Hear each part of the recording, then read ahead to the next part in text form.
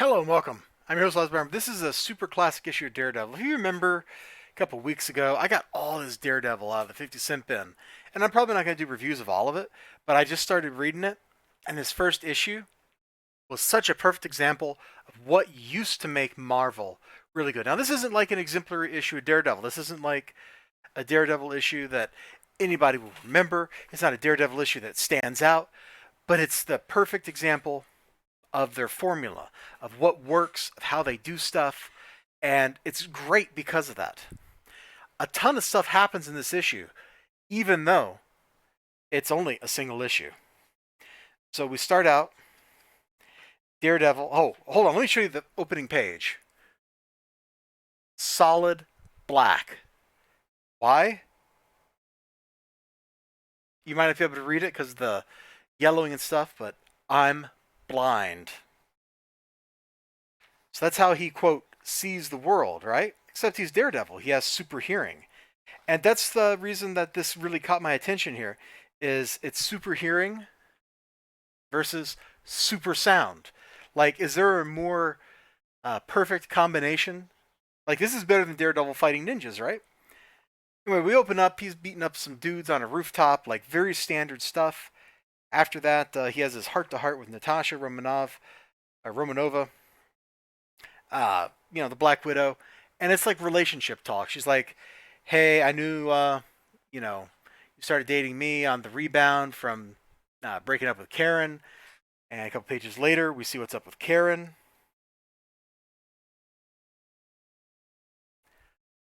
Hubba hubba, Matt. This is like right after Secret Wars. This is right after the Daredevil went crazy and beat the crap out of Wilson Fisk. There's a lot of stuff going on here, and the book tries to tell you, it tries to clue you in on some of this stuff. Also, somewhere in here, there's a note from the editor that says Daredevil 58. Like, that's a book from not quite 20 years before this came out. Let's see, that'd be 170, so that's 15 years or something like that, 170 issues. It's nuts, and it's perfect. And there's some subplot with Natasha and this wife of a senator. The art is good. Let me get to the action, because there's lots of this great drama stuff. Karen Page was like hooked on heroin. Look at them going out to dinner. There's just enough lovey-dovey stuff to make the people feel real. And that's one of the key things is to make your characters feel at least a little real, even when they're kind of titans, even when they're amazing. They need to feel kind of real. I like this. She walked into the alley. Why would you ever, if you lived in Hell's Kitchen, why would you ever in your life walk into an alley? But Karen Page does. She's all like, "Psh, I got Daredevil here, yo. Ain't nothing gonna be bothering me." So they go into the alley. And who does Daredevil meet in the alley? Except for the NBC morning lineup. Oh, no, wait, that's not it. Oh, Punky Brewster was a great show. Alvin Chipmunks was great. The Gummy Bears was great. Oh, that's a pretty great lineup of shows. I don't think I ever watched Kissy Fur. I remember Foofer or whatever that is there with the blue dog. I kind of vaguely remember that. And of course, everybody knows the Smurfs. But no, he walks into the alleyway. Look at this. Boom. Karen disappears. Boom. It's dark. Boom. Actually, that's him, isn't it? Okay, never mind. Let's try this again. Matt Murdock disappears. Boom. It's dark. Boom. Daredevil appears. Boom. And who's waiting for him? But Claw! Now, at this point in his career, Claw's not just the villain who wields sound. He was da da da da da, crazy events that I don't really remember too well. But he's like actually just made straight up of living sound at this point. Now, Claw is more traditionally a Black Panther villain and a Captain America villain. But he menaces like all superheroes. He just shows up and he's like, I got sound! And he fights him. There's one bit in here. Daredevil dodges a sound blast. Let me find it. Oh, now I can't find it. Oh, actually, it's this one right here. So loud! Remember, he's got super hearing. So this would be loud to a normal person. To him, this has got to be excruciating. Bless you, my old mentor Stick. You made it bearable. You made me bearable. Look at those action lines. You can get that sense of motion. The arms at the full extension, so you know, like, It's the most dynamic possible pose. This here, like, that's not just like he's getting ready to go into the roll. He is in the middle of the roll at the height of the motion. Very classic. Claw just tink right off of him, man. Boom! Just blast him. Pure sound. Torture him. Daredevil's down. Now, being a superhero book, you can kind of imagine how the fight goes from there. Daredevil whoops up on Claw. You know, there's some resolution. The side plots all get advanced a little bit. And in the end, you're left with what is actually a pretty satisfying book. Now, like I said, this isn't like some great Daredevil issue. And I might have a great one in here. I don't know.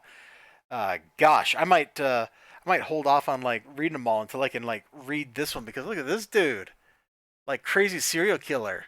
Like, oh. But I've read this and it struck me. This is such a simple story, and yet we've advanced 3, 4 plots. One is Claws, one is Matt Murdock and Karen, one is Matt Murdock and Natasha, and one is Natasha and whatever's going on with that senator's wife. Like, there's all this stuff happening. In a modern comic book, Claw wouldn't just show up at the end.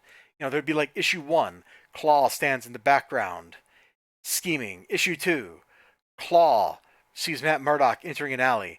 Issue 3, they fight for 2 pages. Then Matt Murdock takes Karen out for coffee. Issue 4, we flash back to the fight sequence while they have coffee. Like, this would have gotten stretched over a whole story arc.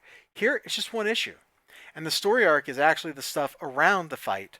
And it's just going boom, boom, boom, boom, boom, boom, boom, hitting plot points one after the other. It moves fast. It reads fast.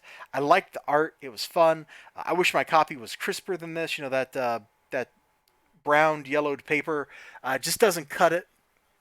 But then again, this is old school newsprint. It's never going to do anything but turn brown as the acid in the paper eats itself. That's why preservationists have to go out of their way to preserve this kind of stuff, you know? This was a lot of fun. And Daredevil's not a character I read a lot of as a kid. I had maybe like 3 or 4 Daredevil comics. You know, my jam was like Spider-Man and more Spider-Man and more Spider-Man. Look, Spider-Man was awesome, okay? So I only had a couple Daredevil books. One is like it's him versus... I don't remember, but it had the word macabre on the cover, and I thought that was so cool, and I had to have it. It's amazing what you do when you're like 8 or something, right? So I'm gonna enjoy reading all these. If this issue is any indication of like the level of quality that these other books are gonna be, I'm gonna absolutely enjoy it. And take a trip. I got this out of the 50-cent bin. That's pretty cheap. Check out these back issues of Daredevil. I'm not really familiar with modern Daredevil at all. So, like, you get past the early 90s and I just don't know what's going on. But even in the 80s, there's a lot I don't know because I didn't read a lot of this firsthand. You know, I read about it, but I didn't read it, if that makes any sense. Anyway, check out your 50-cent bin. Check out the back issue boxes. There's all kinds of treasure waiting for you. Even what I think is kind of a run-of-the-mill 80s book turned out to be an absolute joy to read. This was a blast. There wasn't a boring moment in the book, even with all the weird political scheming and the relationship frou-frou. Like, it was good times. You all have a great day. Remember to like, comment, subscribe, all that good stuff. I sure hope to see you again next time. Until then, bye-bye.